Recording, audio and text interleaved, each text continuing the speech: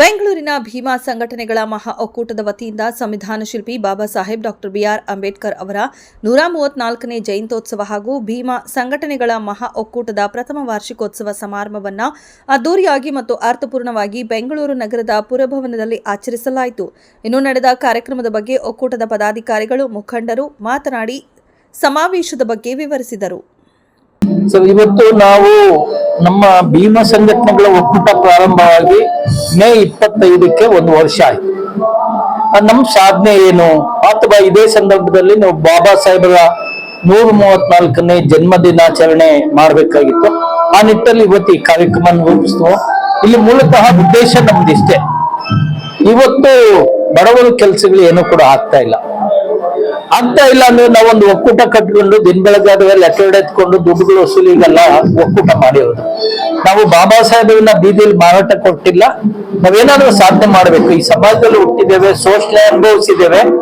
ಕನಿಷ್ಠ ಮುಂದಿನ ಪೀಳಿಗೆ ನಾವೇನ್ ಕೊಡುಗೆ ಕೊಡಬೇಕು ಸಂಘಟನೆ ಕಟ್ಟಿ ಅನ್ನೋದ್ರ ಬಗ್ಗೆ ಇವತ್ತು ಸರ್ಕಾರದ ಸಚಿವರುಗಳನ್ನ 3 ಜನ ಕರೆದಿದ್ದು. ಅವ್ರಿಗೆ ಏನಪ್ಪ ಕರೆದಿದ್ದು ಅಂದ್ರೆ ಸರ್ಕಾರನ ಹೊಗಳಕ್ಕೆಲ್ಲ ನಾವು ಕರೆದಿದ್ದು.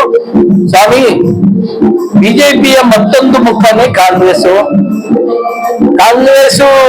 ಬಿಜೆಪಿ ಲೂಟಿ ಹೊಡಿತಾ ಇದೆ ಅಂತ ಕಾಂಗ್ರೆಸ್ನ ಜನ ಎಲ್ಲ ಅಧಿಕಾರಕ್ಕೆ ಬಂದು ನೀವು ಅದರ ಮತ್ತೊಂದು ಮುಖನೇ ಕಾಂಗ್ರೆಸ್ ಆಗ್ತಾ ಇದೆ. ಆ ನಿಟ್ಟಿನಲ್ಲಿ ಮುಂದಿನ ಚುನಾವಣೆಯಲ್ಲಿ ನಾವೆಲ್ಲ ಸೇರ್ಕೊಂಡು ಏನು ದಲಿತರು, ಹಿಂದುಳಿದವರು, ಅಲ್ಪಸಂಖ್ಯಾತರೆಲ್ಲ ನಿಮ್ ಓಟ್ ಗೆಲ್ಸಿದ್ವಲ್ಲ, ಈಗ ಮತ್ತೆ ನಿಮ್ಮ ವಿರುದ್ಧ ಪ್ರಚಾರ ಮಾಡಿ ಕಾಂಗ್ರೆಸ್ನು ಕೂಡ ಸೋಲಿಸ್ತೇವೆ ಅನ್ನೋ ಒಂದು ಮಾತನ್ನ ಅವ್ರಿಗೆ ಹೇಳೋದಕ್ಕೆ ಇವತ್ತು ನಾವು ಸಭೆ ಕರೆದಿದ್ವು. ವಸತಿ ಸಚಿವರು ಬಂದಿದ್ರು. ಆಯ್ತು, ನಾನೊಂದು ಸಭೆ ಕರೆದು ಮಾತಾಡ್ತೀನಿ ಅಂತ ಏನೋ ಕಾಟಾಚಾರ ಬಂದು ಹೋಗಿದ್ದಾರೆ.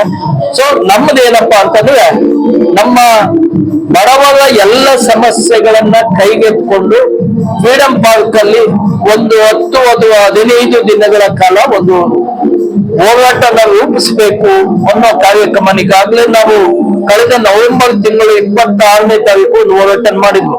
ಸ್ಲಂ ಜನರ ಸಮಸ್ಯೆಗಳಿಗೆ ಕೈಗೆತ್ಕೊಂಡು 2 ದಿನ ಹೋರಾಟ ಮಾಡಿದ್ವು.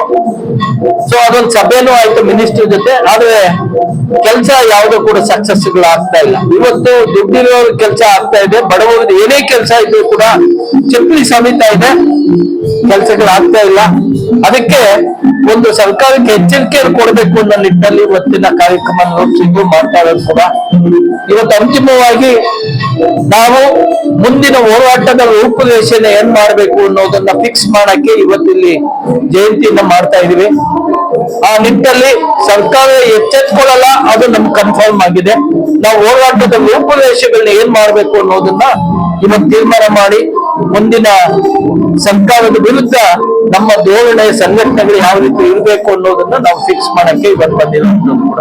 ಈ ಆಚರಣೆ ಕೂಡ ಅದಕ್ಕಾಗಿದೆ. ಕರಿಯಪ್ಪ ಅಂತ ಭೀಮಾ ಸಂಘಟನೆಗಳ ಒಕ್ಕೂಟ.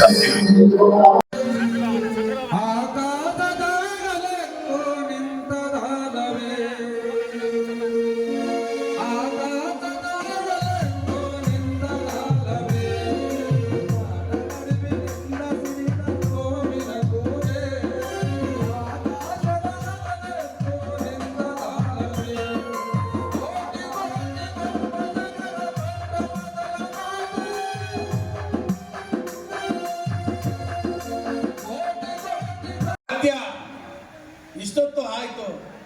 ಆ ಹುಡುಗ ಹೇಳ್ತಾ ಇದ್ದ, ಇದು ಎಂಟರ್ಟೈನ್ಮೆಂಟ್ ಅಲ್ಲ, ಇದು ಒಂದು ಶಕ್ತಿ, ತಮಗೆ ಒಂದು ಸೌಂಡು. ಹಾಗೆ ಈ ಮಕ್ಕಳು ತುಂಬಾ ಬಡತನ ಇಟ್ಕೊಂಡು ಅವ್ರನ್ನ ಸಾಕ್ತಾ ಇದ್ದಾರೆ. ಅವರು ಒಂದು ದೇವರು ಇಲ್ಲೇ ಇಲ್ಲ ಅಂತ ಒಂದು ಡ್ಯಾನ್ಸ್ ಆಡ್ತಾರೆ ಮೊನ್ನೆ ತಮಿಳ್ನಾಡಲ್ಲಿ. ನೀವು ಹಾಕೊಂಡು ನೋಡಿರ್ಬೇಕು. ಅವರು ಕಪ್ಪು ಶರ್ಟ್ ಹಾಕೊಂಡು ಈಗಲೂ ಆಡ್ತಾರೆ. ಕಪ್ಪು ಶರ್ಟ್ ಹಾಕೊಂಡು ಅದ್ರ ಹಿಂದ್ಗಡೆ ತಂದೆ ಪೆರಿಯಾರ್ ಅವರ ಭಾವಚಿತ್ರವನ್ನು